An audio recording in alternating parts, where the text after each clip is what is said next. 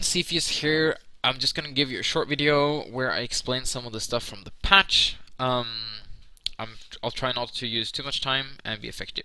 So 12.5% added. We've talked a lot about the speed change. Basically, the game feels a little bit more smooth. All the concerns we had about speeding up the game with having to make more split-second decisions, battles taking a lot shorter, and death ball being strengthened seems to be messed. It seems to more encourage more activity.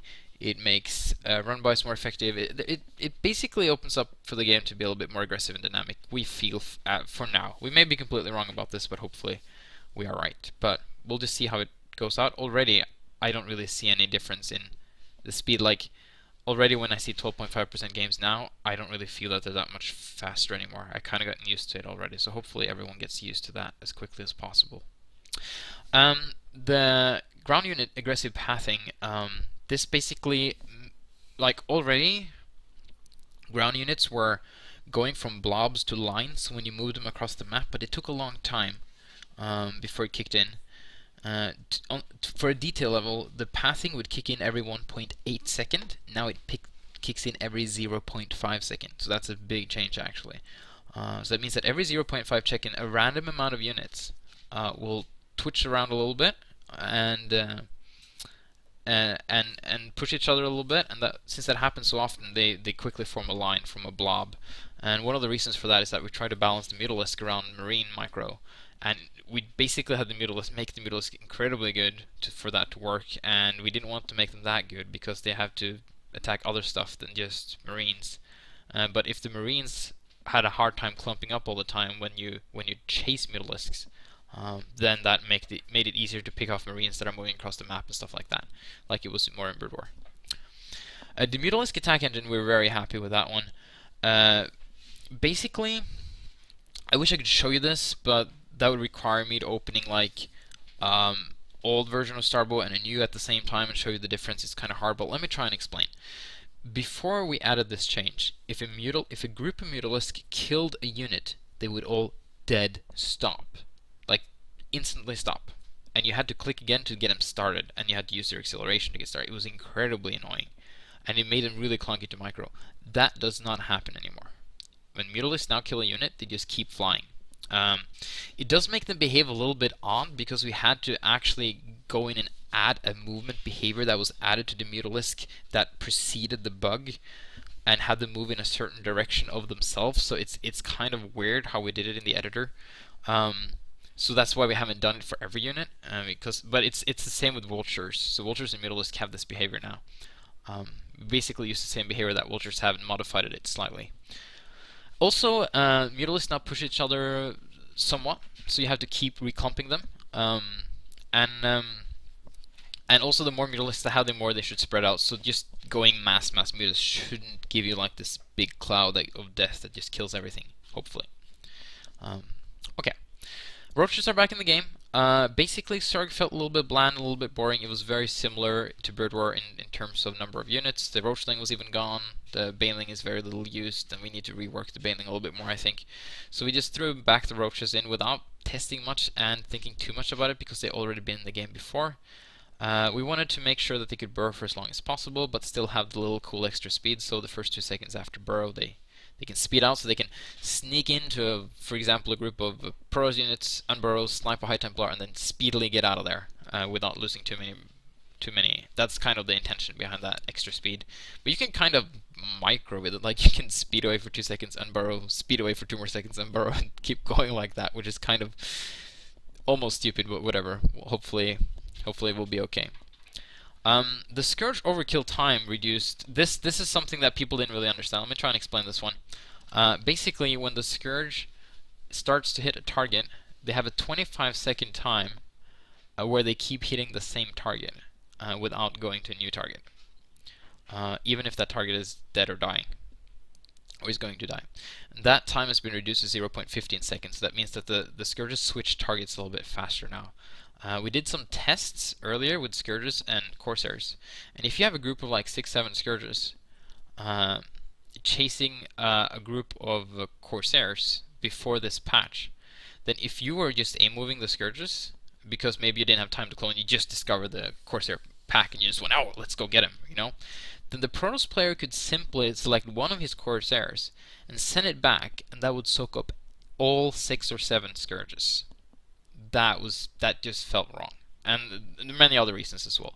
Now it soaks up 3 or 4, so it's a little bit better. It's still a little bit overkill. You still benefit from cloning, but you don't get punished as much from not cloning, so we like that. They also start with 1 armor because they just died so quickly to Corsairs. Let me try and explain this a little bit more. Basically, Corsair versus Scourge in Brood War felt very different than it does in Starbow. Not super different, but quite different, just because the air units in Brood War are much more clunky to use in many ways. The deceleration is very slow. Like every time you press stop, they keep gliding around the air for a long time before they actually stop. So if you attack into Scourges and you A-move, they basically don't stop. They just move straight into the Scourges almost. So you have to be much more careful and much better with your air controls in Brood War than you had to do in Starbow. Now, we don't want to bring back a lot of clunkiness into Starbow. There's a reason we put it in the SC2 engine, right? And not made this in the Brood War engine. But this is one way to make the Scourges a little bit more durable versus Corsairs, because they don't scale over to the SC2 engine as well as they were in Brood War. Infestors got added to the game. Basically, we felt it wasn't too exciting to have the Vipers just fly back and forward and consuming buildings. It was more a mechanical thing than it was a strategic thing. Infestors have the burrow ability, which is much more strategic. That's something you actually have to think about in your strategy for to use. Right now, the spell lineup isn't as well thought through as the unit itself. This is kind of a hasty add-on addition to the game. The Ensnare is still there. We like them. Well, the Ensnare is a decent spell. It now shoots the missile out a lot faster, so you basically are guaranteed to hit something, even if he tries to escape. But it still helps to escape from Ensnare, because you probably are going to hit less units. The problem with a very slow Ensnare projectile is that you basically want to use Ensnare versus the fastest units, like Corsairs and Marines with Stim and Vultures and stuff. You want to catch the fast units. Those are the ones you want to catch. But when Ensnare has a really slow missile, those are the units you're not going to catch. You're only going to catch the slow ones. There's no point in snaring a Reaver, right? Like, it's already slow, so it was kind of stupid that way. So we changed that. But it still has a missile. You can still dodge some of it, but it's fairly quick now. Infested Terrans are there. They're there for the burrow shenanigans, for the harassment, to make them sneaky burrowed infestors. We'll see how that scales. We know there's been problem with Infested Terrans from Wings of Liberty. They do not scale with upgrades like they did there. Neural Parasite. We've been trying so many different mind control spells, so we just went around back to Neural Parasite again. We'll see how it works. They can now cast Neural Parasite while burrowed, but at a very short range, only 3 or something like that. The unburrowed is about 7 range. Currently, the Medic Blind does not reduce Neural Parasite range. That's just because it's complicated to add to the editor, but we'll do that eventually. I'll get Fransker on that. Yeah. Okay. And the Queen Enrage ability, yes, has been removed. Basically, a lot of Zerg players felt, and non-Zerg players too actually, felt that getting Queen macro, or getting Zerg macro up, was much more investment than the other races. The other races only had to pay 100 minerals and there was no supply cost. So we did the same for Zerg, but then we had to remove the attack, which we're actually very happy with. I'm very happy with Enrage removal. Yeah, let me explain that a little bit. Okay, basically, if you made 2 or 3 zealots and attacked your opponent early on with some 2-gate pressure or something like that, then if he had 2 queens on the way, then he maybe have to make a handful of Zerglings. Use Queen Enraged and he'll be just fine. Now, if you attack with a handful of zealots, sure, you're going to have your queen out faster, and you might have more larvae because you're not going to make an overlord as fast because of the supply change, but you actually have to commit a lot of larvae to either spine crawlers or Zerglings to hold it. So I feel that the opponent gets more benefits from trying to pressure Zerg early on, even if Zerg gets their macro out faster. It's more of a decision making for Zerg as well, and the whole game dynamic feels much more interesting without the Queen Enrage ability. Talking about the Nidus network, someone is commenting here as well. We wanted the worms themselves to actually be less expensive and the Nidus network to be more expensive. And we had some good reasons for it, and I'm trying to remember them now, because this is a change that we decided a long time ago, but it hasn't been patched until now. But basically, if the Nidus worms were more expensive, then it would be very expensive to connect several bases, and we didn't want that to be too expensive. And also, we wanted them to be encouraged to be used aggressively. The file run now shows signs of wear and tear. Oh yeah, yeah, we added that. Who? I didn't put that in there. Who? Someone edited this post. That's kind of funny. Okay, probably Soa, but yeah, that's true. That's thanks to Ali. He added that. I didn't even ask him to. He just saw that it was wrong in the file and he did it. So I'm happy with that. Okay, let's talk about this null word change. Hyder asked if we have tried other things. We have tried different versions of the null word. We have tried non-cloaked null words that have manual detonation and can shoot for further, and they hit all sorts of stuff on their way. We tried many different things. Doesn't feel that good yet. We might still rework the null word, but right now this is going to be the quick fix, quote unquote. Basically, the main problem with the null words that there's been certain Protoss versus Terran strategies that evolve around getting a lot of Sentinels, and you basically null word your way from their natural to your natural, and it's basically forcing Terran to do nothing until it gets this, until they get Science Vessel, because they fear moving out. They're gonna get slowed down. They're gonna be a group of Dragoons attacking them, and they're gonna have to go back again, and it's just incredibly boring. Now, changing the duration will make the null words a little bit more situational. You can't just spam null words everywhere and be fine for a long time. Yeah, just throwing that out there. So that's why we changed this. I don't know if it's gonna help that much. I would encourage anyone to test Pros versus Terran, go for Sentinel early on, and see if they can, like, how long they can pin down Terrans with null words with this change. That would actually be interesting. Scout damage is also one of those not incredibly well thought through changes. They had 16 damage, explosive damage, which means they do most damage versus armored, and it was just wrecking buildings and turrets incredibly fast. The main problem may have been with the Corsairs, not really the Scouts, but the damage just felt too high. So we're just reducing the damage now as a starter, and to see how it goes from there. Corsair gains some deacceleration, which means that they glide a little bit more, so when they attack into Scourges, they it's a little bit more dangerous. You got to be a little bit more careful with the Corsairs.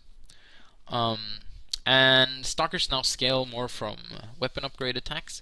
We wanted to make all the early harass units, we want to give them more viability later on. That's why we have the Reaper Elite upgrade. That's why we have the Banshee now both speed and range, which I will talk about shortly. And that's why we also did this for the Stalker Steels. They start with 12 attack, 12 attack, which is quite a lot. So getting +2 from each upgrade just seems to make sense. And now they become more viable in the late game. Remember that the Stalker attack also scales down, like usual, with their plasma attack, or what it was. I'm trying to remember the name of their attack. But it scales down, so the upgrades also scale down. They don't get +2 versus armor for each upgrade, for example. Only +2 versus light.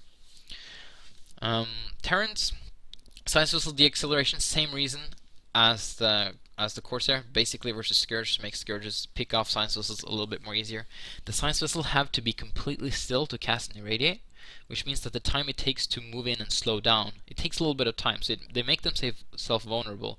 Now, if the Science Vessel dart in, like fly into a Zerg territory to just scout and check out and see if there's any defilers or lurkers to irradiate, if they see a group of Scourges coming, they can turn around instantly. But if they stop to cast irradiate, then it takes a little bit of time to stop, and it takes a little bit of time to start again.